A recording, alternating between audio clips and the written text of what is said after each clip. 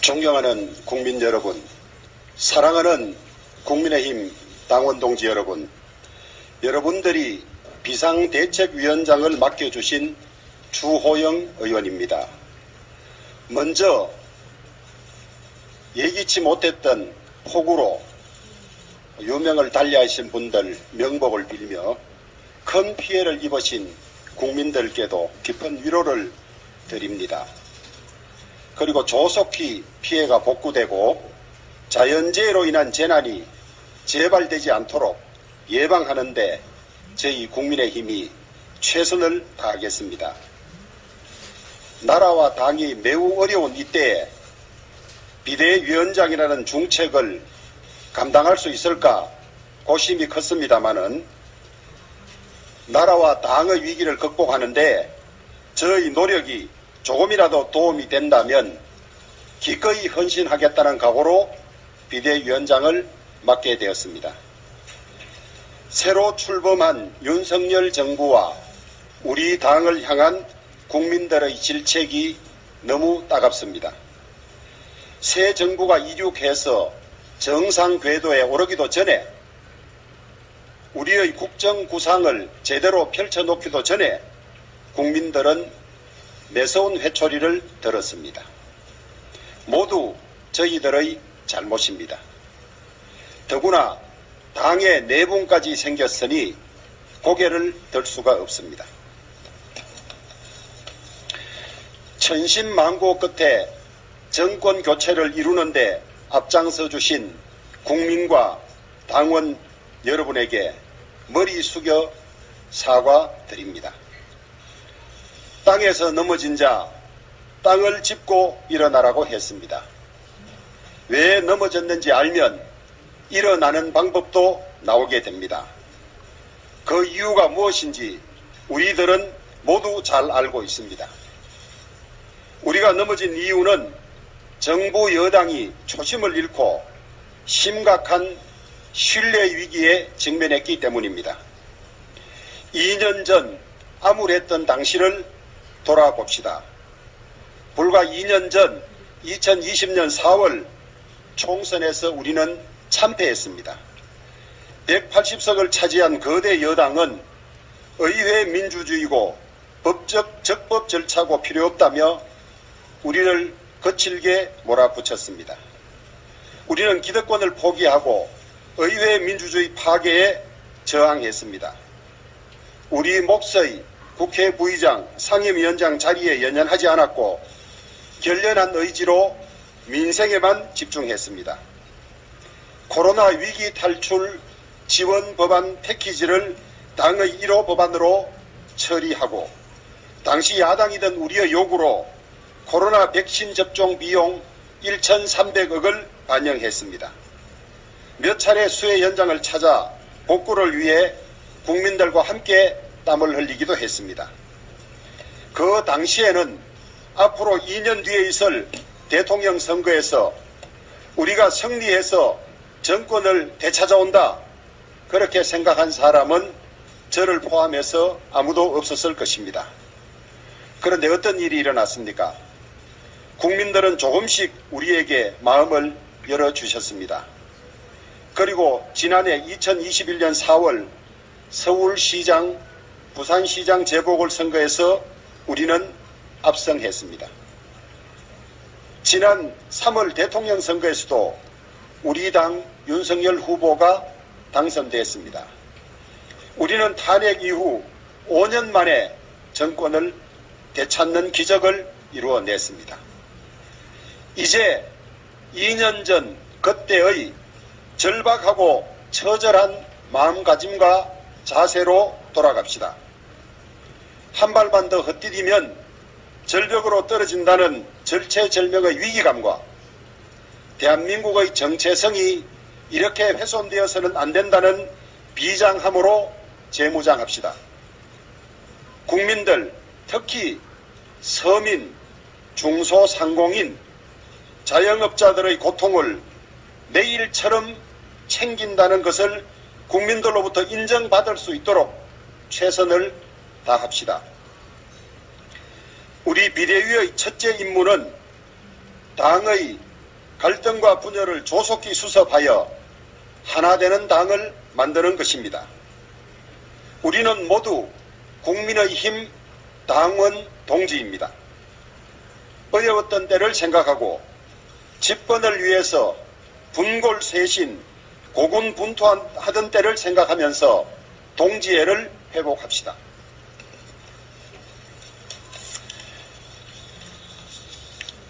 분열된 조직은 필패입니다. 수많은 역사가 이를 가르쳐주고 있습니다. 강성했던 고구려가 왜 일찍 망했는지 너무나 잘 알지 않습니까? 집권 초기에 또 국제적으로 열강이 충돌하고 국내적으로 경제 상황과 민생이 어려워져서 퍼펙트 스톰마저 예고되는 이때 우리는 우리끼리 갈등하고 분열할 자유조차 없습니다. 이러한 엄중한 때 갈등하고 분열하는 것은 역사와 국민과 당원들에게 씻을 수 없는 죄를 짓는 것입니다. 서로 양보하고 서로 입장을 바꾸어 생각하면서 조속히 하나된 단합된 모습을 국민들에게 보여드립시다. 다음은 당의 혁신과 변화입니다. 우리 당에 비민주적이고 비합리적이고 불공정한 요소가 있다면 과감히 제거하여 민주적이고 합리적이고 공정한 국민의 힘으로 거듭나야 합니다. 합리적이고 민주적이고 공정한 정당이라면 국민 누구나 참여하고 사랑할 것입니다. 혁신과 변화는 늘 고통이 따르고 희생이 동반되어야 합니다. 기존의 타성과 안위를 버리고 심기일전 분발합시다. 마침 당혁신위원회가 활동 중에 있기 때문에 좋은 혁신안이 나올 것으로 기대합니다. 비대위는 당의 혁신을 적극적으로 추구하고 혁신위를 적극 지원할 것입니다.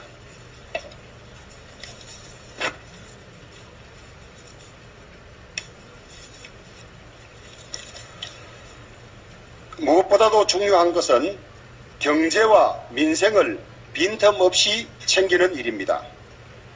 적시적이고 효과적인 정책을 제시하여 정부를 견인하고 정부가 설립거나 소통이 부족한 정책을 제시하지 않도록 조율하고 견제하겠습니다. 당과 정은 협력이 필수적이지만 민심의 창구인 당은 정부가 민심과 괴리되는 정책이나 조치를 할 때 이를 과감히 시정할 수 있어야만 당정이 함께 건강해질 수 있습니다. 우리 비대위는 국민들의 민심을 전달하고 반영하는 일에 한치 소홀함이 없도록 하겠습니다. 마지막은 빠른 시간 안에 정상적인 지도체제를 구축하여 당의 리더십을 조기에 안정시키는 일입니다. 구체적인 향후 일정은 비대위가 구성되면 당원들의 중지를 모아서 결정하도록 하겠습니다. 매우 엄중한 시기이고 저 역시 부족한 점이 많지만 우리 모두 합심하고 노력하면 돌파할 수 있을 것이라고 확신합니다. 사심없이 최선을 다하겠습니다. 국민들과 당원 여러분들의 질책과 응원을 기대합니다. 감사합니다.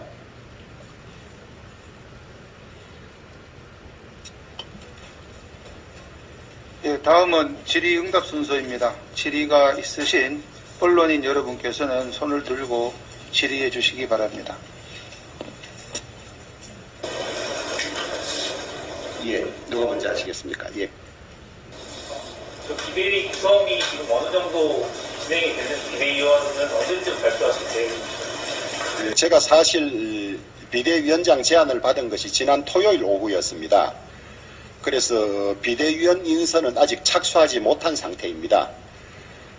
당헌 당규에는 비상대책위원회는 15인 이내의 위원으로 구성한다고 되어 있습니다만은 많으면 대표성은 넓힐 수 있지만은 효과적인 회의가 어렵기 때문에 가급적 9인 정도 위원회를 구성하고 있습니다.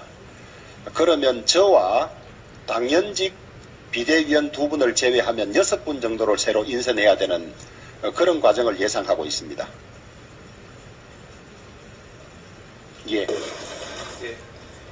비대위의 성격이나 졸속 기한도 사실 아직 잘 안 정해진 상태인데요. 위원장님 본인이 생각하시기에 어떤 소신을 갖고 비대위를 이끌어가겠다 이런 생각이 있으신지요? 흔히 이 비대위가 관리형이냐 혁신형이냐 이런 논란을 언론에서 하는 것 같습니다. 저는 우리 비대위를 관리형과 혁신형이 혼합된 형태라고 생각을 하고 있습니다. 단순히 전당대회만 관리하면 관리형이 될 테고 그 사이에 당의 지지율을 높이고 혁신과 변화를 꾀한다면 혁신형이 될 테인데 우리 비대위는 혁신과 변화를 꾀하는 일을 함과 동시에 전당대회도 관리해야 되기 때문에 저는 비대위의 성격을 지으라면 혁신형 관리 비대위다 이렇게 명명하고 싶습니다. 예. 지금 조금 전에 이준석 대표가 다시 한번 가처분 신청을 하겠다고 계속 언급을 했었는데요. 좀 이준석 대표를 만나서 좀 설득하시거나 이런 계획이 있으신가요? 예. 정치적인 문제가 사법 절차로 가게 된 사정이 매우 안타깝습니다. 사전에 이런 일을 막았으면 좋았을 텐데 저는 이준석 대표가 그런 언급을 하셨다고 하지만은 아직도 여러모로 생각하실 여지가 많을 거라고 생각을 합니다. 정치적인 문제를 사법 절차로 해결하는 것은 하지하의 방법이고 어떤 결론이 나더라도 피차에 회복하기 어려운 상처를 줄 수 있기 때문에 이준석 대표 역시 당을 이끌었고 당을 사랑하시는 분이기 때문에 많은 분들의 조언을 들어서 당에 걱정이 되지 않은 그런 선택을 할 거라고 기대를 합니다만은 만약에 사법 절차가 개시된다면 법적 과정을 통해서 정리될 수밖에 없지 않을까 이렇게 생각합니다. 예. 비대위원장 대표 안배도 지금 포인트로 거론되고 있는데요. 비대위원 인선하실 때 어떤 걸 위주로 주로 고려하실 건지 말씀 부탁드립니다. 저는 개파안배가 논의되고 있다는 금시초문입니다. 비대위는 비대위의 성격에 맞는 일을 잘하실 분들을 중심으로 인선하도록 하겠습니다. 그래서 혁신과 안정 그리고 전대관리 이런 일을 잘하신 분들을 중심으로 모시도록 하겠습니다. 예. 혁신위를 활용한다고 하셨는데 그분들께서 최재형 의원님과 이야기를 나눌 수 있으신지 혁신위 구체적으로 어떻게 활용할지 이제 혁신위가 전임 지도부에서 발족이 돼서 활동을 하고 있기 때문에 그 혁신위 활동을 중지시킬 이유도 없고 또 혁신이라는 것이 당의 발전 방안을 찾고 내는 것이기 때문에 혁신위 활동을 적극 지원할 생각입니다. 그래서 우리 당이 국민들로부터 더 사랑을 받을 수 있고 또 우리 당원들로부터는 자랑스러운 당이 되도록 하는데 무슨 조치들이 필요한지 혁신위의 결과를 받고 비대위 기간 중에 그것을 이행할 수 있는 것이 있다면 적극 이행하도록 그렇게 하겠습니다. 부족한 리더십, 부족한 지도부 체제를 구성하겠다고 하셨는데 전당대회를 어느 시점에 치러질 건지에 대한 개인적인 생각은 어떠십니까? 이제 그 가급적 비대위 체제가 장기간 지속되는 것은 바람직하지 않다고 생각을 합니다. 그런데 당헌의 비상대책위원회는 비상대책위원회가 설치된 비상상황이 해소되고 전당대회를 열어서 구성한다고 되어 있기 때문에 그 비상상황이 언제 해소됐을 것이라고 보느냐는 비대위원들 또 의원님들 당원들의 뜻을 모아서 향후 일정을 정하려고 합니다.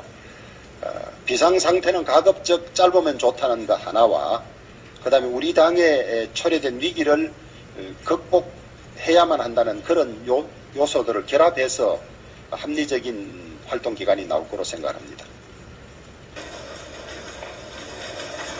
다만 저는 개인적으로는 바로 전당대회를 시작해서 조속히 지도부를 구성하자는 의견도 있는 걸로 알고 있고, 그 다음에 집권 이후 첫 정기국회로 국정감사와 예산심의가 있는데 그 과정 중에 전당대회를 여는 것은 맞지 않다는 의견이 있는 걸로 알고 있습니다. 그런 의견들을 종합해서 중지를 모으겠습니다.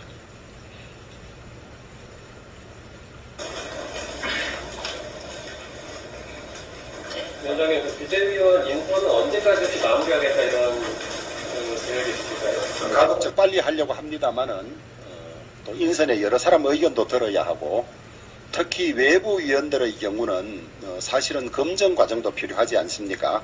우리가 위원으로 모셨는데 문제점이 드러나면 혼란이 있을 수 있기 때문에 그런 과정을 거쳐서 하려고 합니다. 그래서 빠르면 주말, 늦어도 다음 주 초쯤 되지 않을까 이렇게 예상을 하고 있습니다.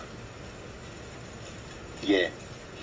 말씀하신 외부 인사는 몇 명 정도 예상하시는 건가요? 지금 딱 숫자를 정해놓고 있는 것은 없습니다만은 우리 당 안으로만 구성했을 때 국민들의 생생한 민심이라든지 또 밖에서 보는 의견들을 전할 수 없기 때문에 가급적 몇 분을 모시려고 합니다. 6분 중에 3분 아니면 2분 정도 되지 않을까 이렇게 예상을 하고 있습니다. 예. 이번 사태를 거치면서 당 안에서 그 윤핵관이라고 불리는 분들의 이전 후퇴를 주장하는 분들이 많으셨는데 그 부분에 대해서 어떤 방안 갖고 계신가요? 저는 윤핵관이 구체적으로 어떤 분을 말씀하시는지 잘 모르겠어요. 몇 분쯤 되는지. 그런데 이 상황이 이렇게 어려운데 책임이 있다고 생각되는 분들은 비대위에 참여하기 어려운 것이 아닌가 그렇게 생각을 합니다. 연장선상인데요. 이 지금 비상 상황에 권성동 직무대행의 사퇴로 좀 발생을 했다 이렇게 보는 시선도 있는데, 권성동 원내대표 같은 경우는 당연식으로 비대위 지금 참석하게 되어 있는데 거기에 대해서 좀 어떤 당은 당규에 당연적으로 참석하게 돼 있는 경우는 비대위원장으로서 어떻게 할 도리가 없지 않습니까?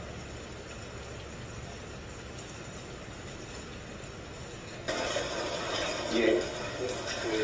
모두 발언하실 때 당 정의 함께 같이 가려면은 당으로서 해야 될 말을 정의하겠다 이런 말씀을 하셨잖아요. 예. 비대위원장으로서 앞으로 이끌어 나가실 때 정부의 큰 소리, 좋은 소리 가리지 않고 하실 말씀 하실 계획이십니까? 예, 그런 뜻으로 말씀을 드렸습니다. 인데요. 그럼 당에서는 어느 쪽에서 누구를 나타내서 왜 있을까? 당에 법률지원단이 있는 걸로 알고 있습니다. 법률지원단의 도움을 받고 또 필요로 하다면 전문적인 법률가의 도움도 받을 생각입니다. 비대위원장이요. 내부에서 맡으시는 적은 내부에서 많은 영입을 우리 당의 경우는 비대위원장을 내부에서 맡은 경우도 있고 외부에서 맡은 경우도 있는 걸로 알고 있습니다. 정의화 전 국회 부의장이 부의장을 하시면서 맡은 케이스가 당내에서 맡은 케이스이고, 그 다음에 그 밖에 여러분들은 주로 당 밖에서 많이 모셔왔던 걸로 알고 있습니다. 민주당도 그런 걸로 알고 있습니다. 민주당 당내, 당외, 주로 당내가 많았던 걸로 그렇게 기억을 합니다. 예. 그 혁신형 관리 비대위로 성적을 지정하셨는데요. 여기 혁신이랑 혁신형 관리 비대위의 역할 분담이 어떻게 되십니까? 혁신이랑 혁신에서 낸 안들을 실행하는 구도가 되지 않겠습니까? 혁신이 안이 최종 확정되는 것은 아니고 최고위원회 혹은 비대위원회를 거쳐야 하지 않습니까? 그래서 채택된 것을 실천하는 그런 과정이 될 걸로 생각을 합니다. 예. 전당대회 관련해서 조속히 지도부 꾸려야 된다는 의견과 그 국정감사나 이런 것들을 다 한 다음에 해야 된다는 의견이 있는 걸 다 성찰한다고 했는데 위원장님은 어느 쪽에 더 가까운 상황인지가 궁금합니다. 의견들도 들어보겠습니다. 민심도 들어보고 의원들도 들어보되 제 개인적으로는 첫 정기국회 국정감사 예산 편성하는데 여당이 전당대회를 한 2달 가까이 하는 것은 저는 국민들로부터 비판의 소지가 있지 않을까 이런 의견을 가지고 있습니다. 연동개혁 특위위원장님 하시나요? 네, 같이 하겠습니다. 네. 마쳐도 되겠습니까? 지금 조금 전에 정부 이제 큰 정책이 다 이제 인쇄사에 맡겨서 말씀하셨거든요. 그러면 지금 인터넷 중국에 큰 소리를 하고 싶으신 그것은 제 혼자 의견으로 말씀드릴 것이 아니고 당의 의견이 모아지면 전달하겠습니다.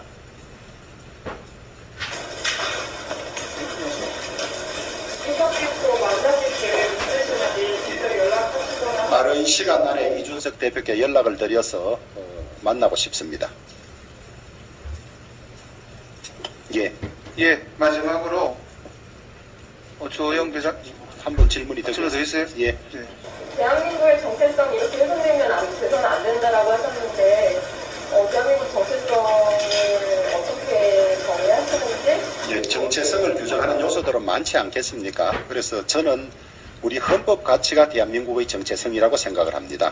자유민주주의, 시장경제, 튼튼한 안보 뭐 그런 것들 아니겠습니까?